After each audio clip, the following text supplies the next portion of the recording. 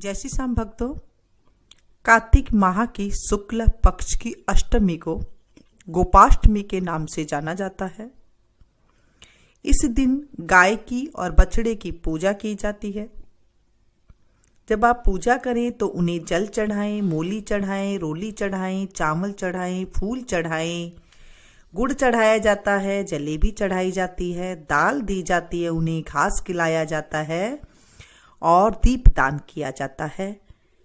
फेरी दी जाती है उनके चारों तरफ और आपका मन होता है तो आप इस दिन व्रत भी कर सकते हैं।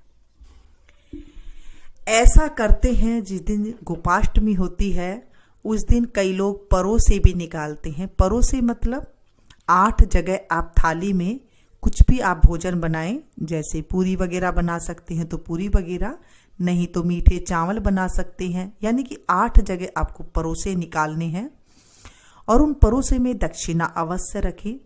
आप अगर गौशाला जा रहे हैं तो वहाँ पर ग्वाले मिलते हैं तो आप उनको दे सकते हैं, तो वो सबसे पुण्य माना गया है।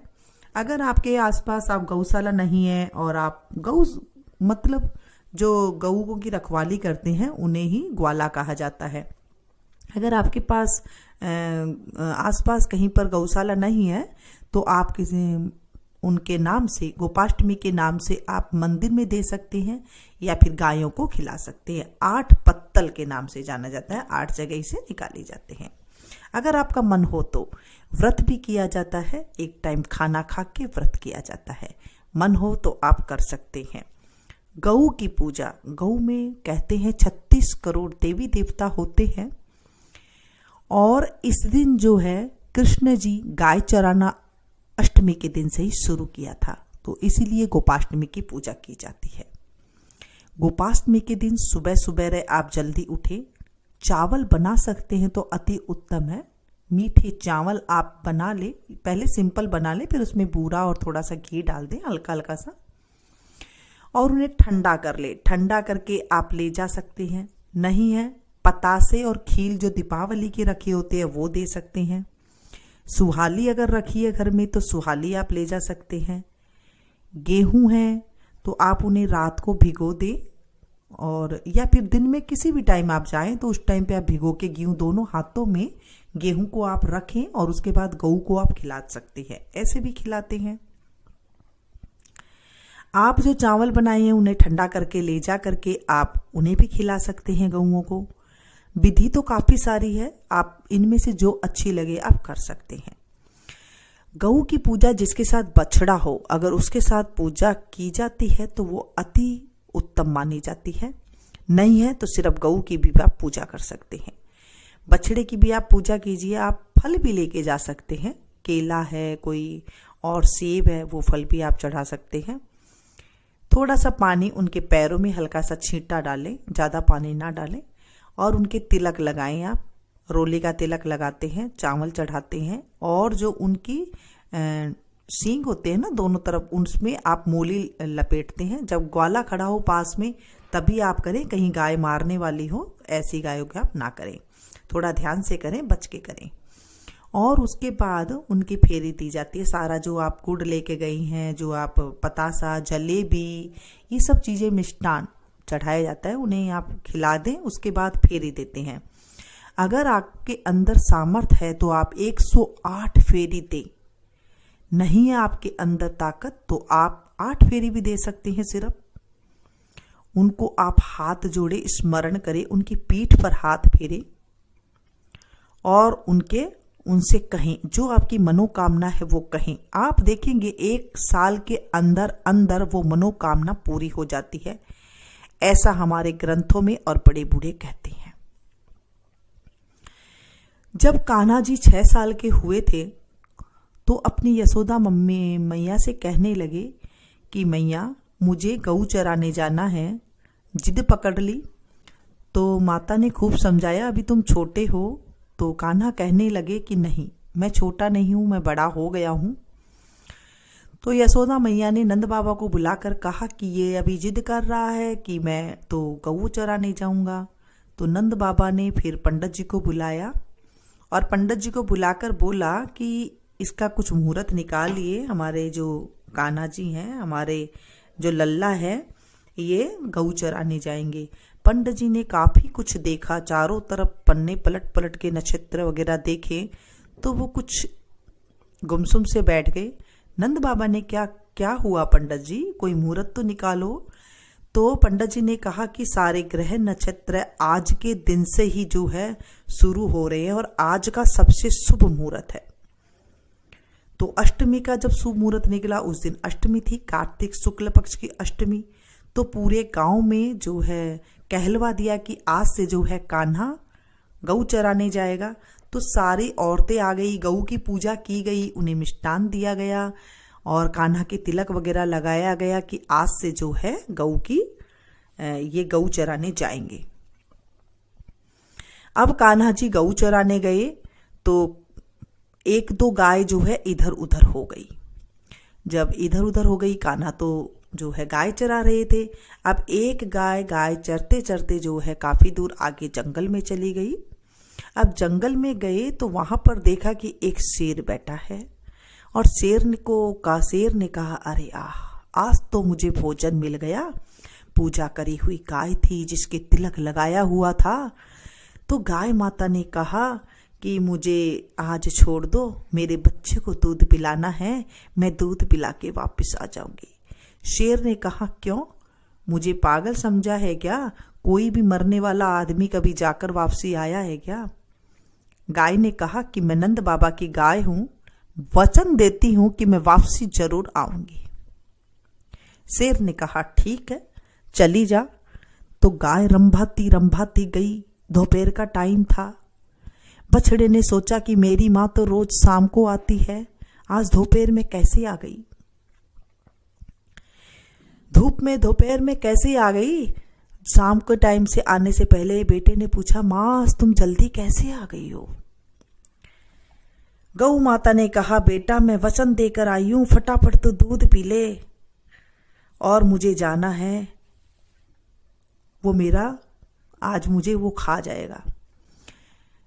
बछड़े ने कहा कि माँ मैं वचन वाला दूध नहीं पीऊंगा, मैं भी आपके साथ चलूंगा। जिद करने लगा। गौ माता ने कहा, ना बेटा तुझे नहीं जाना, मैं कैसे देखूंगी तेरे को कि जब वो तेरे को खा जाएगा। बेटे ने कहा, नहीं माँ। बछड़े ने कहा, मैं तो तेरे साथ ही जाऊंगा। बछड़े ने जिद करके खूंटे पे अपना जो है जोर जोर से हलाया तो उसके खूंटे से जो है वो रस्सी निकल गई। गाय और बछड़ा दोनों चले गए। जंगल में गए तो वहां पर शेर बैठा था। शेर के पास जाते ही बछड़े ने कहा, मामा राम राम। शेर ने कहा कि बेटा तूने मुझे राम राम कहा है, मैं तुझे कैसे खाऊं, तू तो मेरा भांजा हो गया। और उसने बछड़े को कड़े पहनाए, झबोला दिया, जो झाबल जोटे कपड़े होते हैं वो दिए और कहने लगा कि मैं तुझे कैसे खाऊंगा। गाय को बोला कि तू तो मेरी बहन है और उसे खूब सारी उसकी जो है जो देते हैं वो दिया उसे और कहने लगा कि आज से तू मेरी बहन है और मैं तुझे नहीं खाऊंगा। हे गौ माता, हे मेरे बांके बिहारी, हे मेरे सांवरिया, हे मेरे प्रभु, हे मेरे गिरधारी, जैसे गाय के बच्चे को जीवन दिया, जैसे गाय के बच्चे को बचाया, वैसे हर माँ के बच्चे को बचाना, हर माँ की रक्षा करना। इस कहानी को जो कहे उसकी रक्षा करना, उसकी बच्चे की रक्षा करना, मेरे बच्चे की रक्षा करना, मेरी रक्षा करना। जिस कहानी को जो ये कहानी को सुन रहा है, सुना रहा है, हुंकारा भर रहा है, उसके बच्चे की भी रक्षा करना, उनकी भी रक्षा करना। हे गौ माता, हमारी रक्षा करना, दया हो। कुछ गलती हो गई हो तो हमें माफ करना। इस तरह से हमने कहानी सुनी। गोपाष्टमी के दिन अगर आपका मन हो तो आप इसे ज्यादा से ज्यादा शेयर करें, क्योंकि जब हम गोपाष्टमी के दिन किसी को कथा सुनाते हैं तो हमारे जीवन में खुशियां आती है। आप इसे ज्यादा से ज्यादा अपनों के साथ शेयर करें ताकि घर बैठे ही सब सुन सके।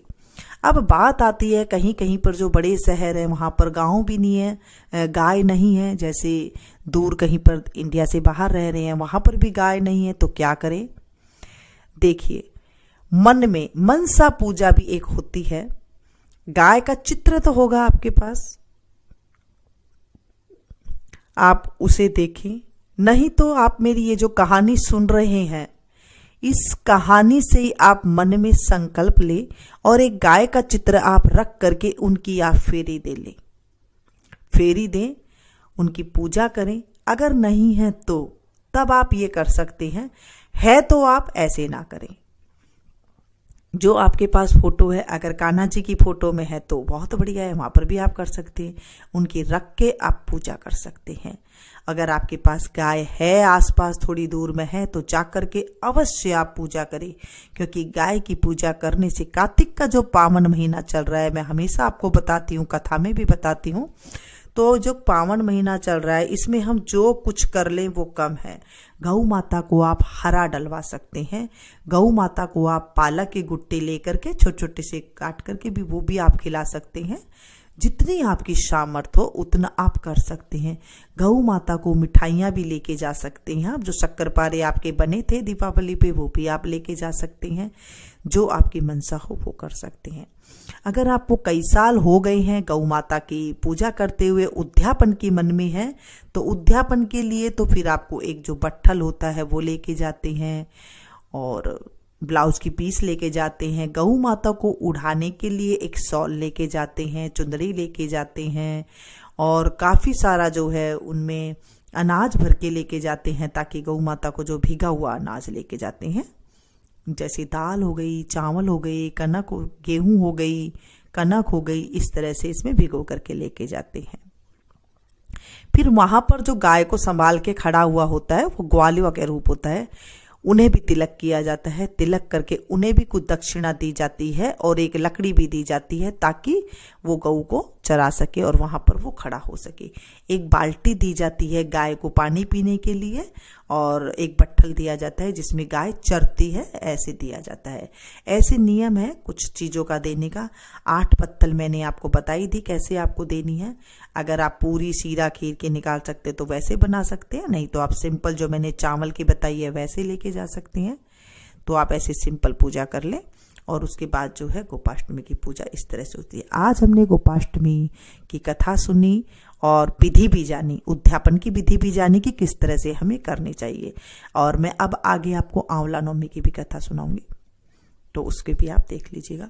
मिलती हूँ फिर से एक नई वीडियो में नई जानकारी के साथ। तब तक आप लोग देखते रहिए मीनू संगीत। Thank you.